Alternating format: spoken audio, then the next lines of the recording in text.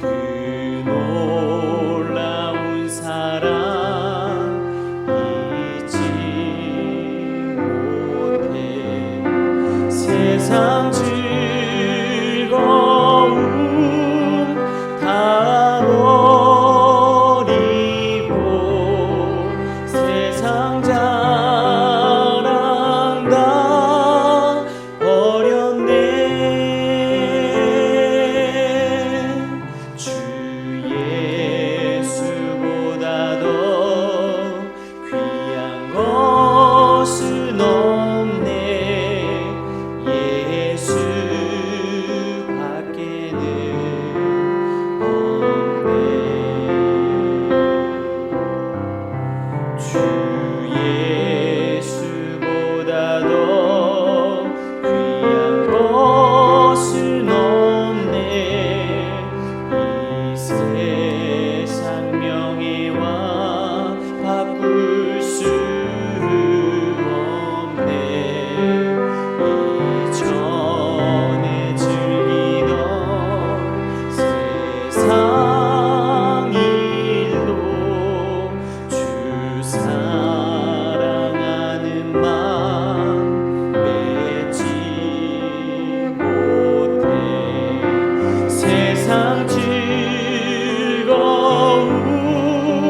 다 버리고 세상 자랑 다 버렸네.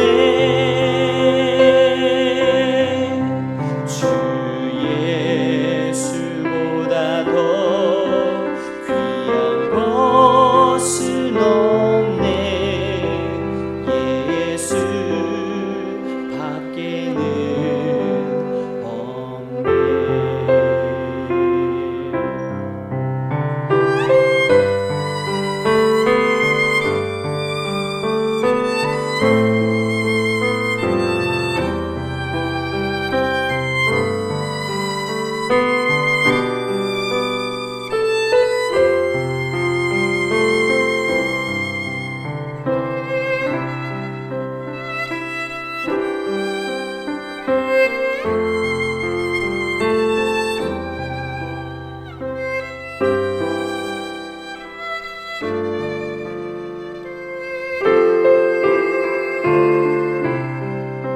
주 예수보다 더 귀한 것은 없네.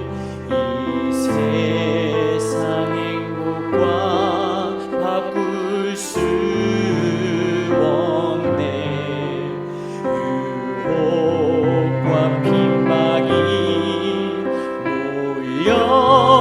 몰려와도 주 섬기는 내 맘 변치 못해. 세상 즐거움 다 버리고 세상 자랑 다 버렸네.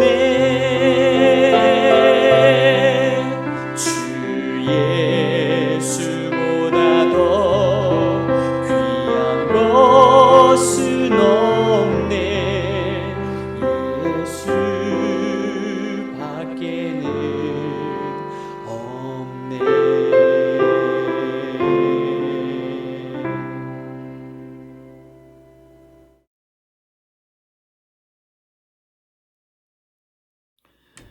샬롬, 귀한 하루를 말씀 묵상과 기도를 시작하는 우리 귀한 식구들에게 하나님 우리 아버지와 주 예수 그리스도로부터 은혜와 평강이 풍성하기를 축복합니다. 에베소서 4장 1절부터 3절 본문 말씀 같이 읽겠습니다. 그러므로 주 안에서 갇힌 내가 너희를 권하노니 너희가 부르심을 받은 일에 합당하게 행하여 모든 겸손과 온유로 하고 오래 참음으로 사랑 가운데서 서로 용납하고 평안에 매는 줄로 성령이 하나 되게 하신 것을 힘써 지키라. 아멘. 자, 본문 말씀은 주님의 교회인 에베소 교회 성도들을 향한 권면의 말씀을 담고 있습니다. 자, 본문 1절은 바로 그 부르심을 받은 성도들이 주님의 몸인 교회를 잘 세우기 위해 자, 부르심에 합당하게 행하라고 권면합니다.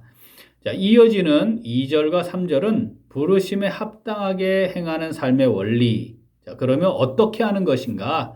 그것을 기록하고 있는데, 자, 오늘은 먼저 2절 말씀, 자, 첫 번째 원리. 부르심에 합당히 행하는 삶이 어떤 것인지 그 첫 번째 원리에 대해 묵상하겠습니다. 자, 1절, 2절 한 번 더 읽어봅니다. 그러므로 주 안에서 갇힌 내가 너희를 권하노니 너희가 부르심을 받은 일에 합당하게 행하여 모든 겸손과 온유로 하고 오래 참음으로 사랑 가운데서 서로 용납하고. 아멘. 자, 첫 번째 원리는 자, 모든 겸손과 온유로 하는 것입니다. 주님의 몸인 교회를 세움에 있어 겸손함과 온유가 매우 중요합니다.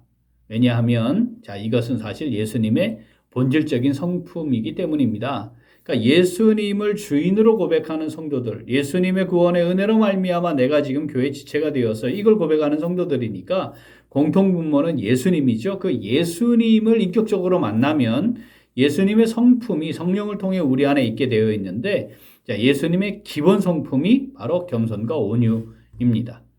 자, 마태복음 11장 29절 읽어보죠. 나는 마음이 온유하고 겸손하니 나의 멍에를 메고 내게 배우라. 그리하면 너희 마음이 쉼을 얻으리니. 아멘. 자, 이 겸손이라고 하는 문자적인 의미는 낮춤입니다. 온유, 이 말의 문자적인 의미는 친절함, 단순함입니다. 신앙생활을 얼마나 잘하고 있는지, 얼마나 성숙한지를 확인함에 있어 매우 중요한 기준이 겸손과 온유입니다. 왜냐하면 예수님의 성품을 더 많이 닮아 성숙해지는 거니까요. 자, 부르심을 받은 성도라면 주님의 몸인 교회의 지체로서 주님의 몸을 세워가야 함을 고백하는 성도라면, 자, 어떻게 겸손과 온유에 대해 깊이 묵상하고 그것을 중요한 삶의 원리로 삼는 것이 지극히 당연합니다. 자, 모든 겸손과 온유로 하고. 자, 오늘 말씀, 내게 주시는 말씀으로 묵상하며 순종하는 성도 어떻게 할까요? 같이 읽습니다. 상대를 존중함으로 나보다 낮게 여겨 높이며 단순하게 친절을 베풉니다. 한 번 더. 상대를 존중함으로 나보다 낮게 여겨 높이며 단순하게 친절을 베풉니다.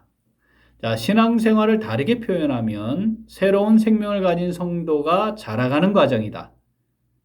새로운 생명을 가진 성도가 어떻게? 자라가는 과정이다. 이렇게 말할 수 있습니다. 신앙이 자라고 성숙해지면 자연스럽게 나타나는 삶의 모습이 있는데 그것이 바로 주님의 본질적 성품인 겸손과 온유함입니다. 겸손에 대한 일반적인 이해가 나를 낮춤인데요. 실제로 우리의 삶의 자리에서 나를 이렇게 낮춘다는 게 사실 쉽지가 않습니다. 왜냐하면 자, 나를 낮춘다라고 할 때 기본 전제는 뭐죠? 내가 높다라는 겁니다. 그걸 내리는 거잖아요.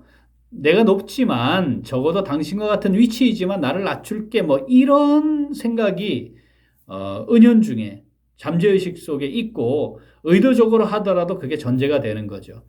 자, 이것을 겸손의 의미로 보통은 이해하는데 빌립보서에는 그래서 이 겸손함을 누리기 위해 어떻게 해야 되는지 새로운 관점에서 말씀을 합니다. 우리 빌립보서 2장 3절 읽어보겠습니다. 아무 일에든지 다툼이나 허영으로 하지 말고 오직 겸손한 마음으로 각각 자기보다 남을 낮게 여기고. 아멘.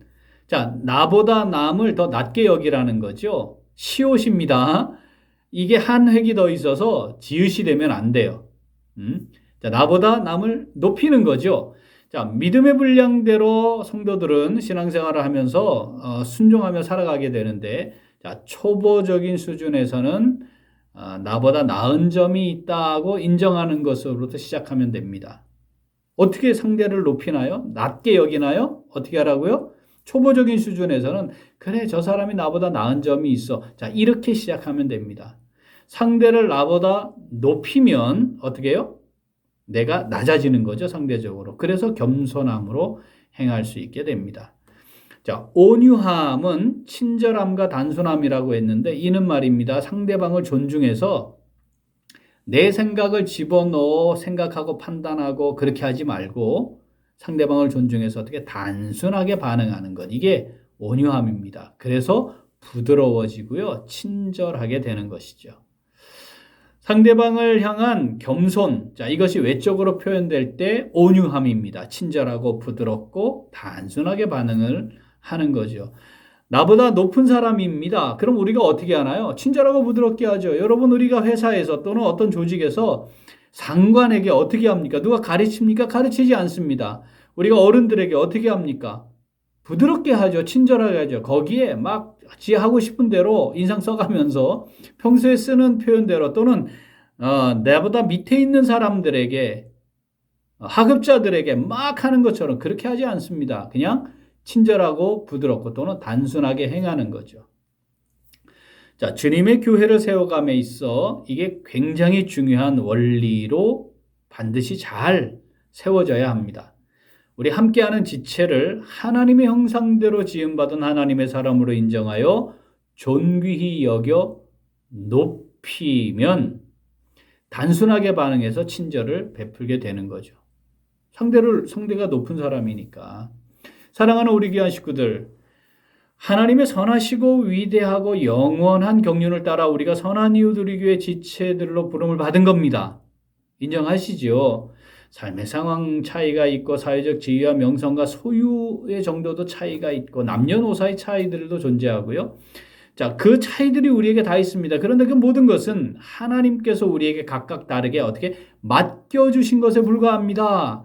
그것이 우리의 존재의 가치를 표현하는 게 아닙니다. 우리는 다 하나님 앞에서 맡은 자로서 청지기임을 인정해야 하는 거죠. 그런데 자, 종종 교회를 오래 다녔거나 또는 교회에 직분을 받았거나 뭔가를 좀 많이 가지게 되면 이 겸손을 잃어요. 온유함도 잃어버려요. 이 참 어리석은 일입니다.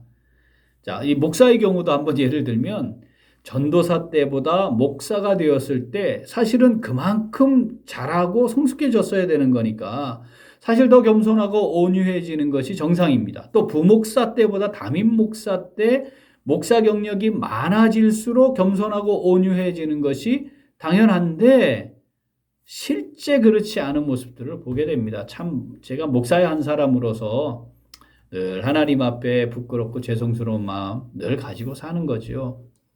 그런데 말입니다. 담임 목사님들 사이에 이런 말을 해요. 집사와 장로는 완전히 다른 사람이 되는 것이다.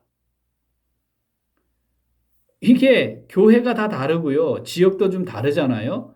그런데 말입니다. 이게 공통적으로 이런 말씀들을 하세요.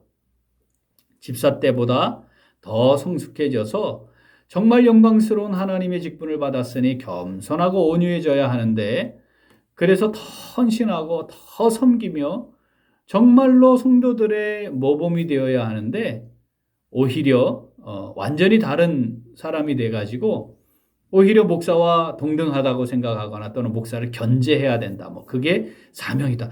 이런 생각을 하시는 분들이 있어요. 집사 때는 그렇지 않거든요. 38년째 사역을 이어온 사역자로서 얼마나 많은 경험들을 했겠습니까? 그런 모습들 보았습니다. 너무너무 안타까운 거죠. 사랑하는 우리 귀한 식구들, 우리는 서로를 존중함으로 나보다 낮게 여기는 겸손과 온유로 대하면 참 좋겠습니다. 우리가 주님의 제자이고 신앙생활을 이어가는 성도로서 오늘 하루 그리고 매일의 삶 속에서 자, 우리가 만나는 교회 지체들 또 우리의 삶의 자리에서 상대를 나보다 더 낮게 여겨 높입시다. 단순하게 반응해서 부드럽고 친절하게 대하여 봅시다. 그래서 우리 교회도 멋지게 잘 세워가고 하나님이 우리를 보내신 삶의 자리에서 함께 있는 귀한 이들도 함께 잘 세워가는 그 조직도 잘 세워가는 복된 삶 우리 함께 잘 누려갈 수 있게 되기를 소원합니다. 아멘. 기도하겠습니다. 하나님 아버지 우리를 불러주셔서 주님의 몸인 선한 이웃 우리 교회 지체로 살아가도록 함께하여 주시니 참 감사드립니다. 주님의 몸을 세워감에 있어 신앙생활을 깊이 있게 잘 이어가 겸손과 온유가 점점 더 풍성해지는 아름다운 성도들로 살아가기를 원합니다. 하나님 아버지의 성령으로 우리 모두를 인도하여 주시옵소서. 서로 높이게 하시고 단순하게 반응하며 부드럽고 친절하게 대하는 우리 모두가 될 수 있도록 인도하여 주시옵소서. 감사드리며 예수님 이름으로 기도합니다. 아멘.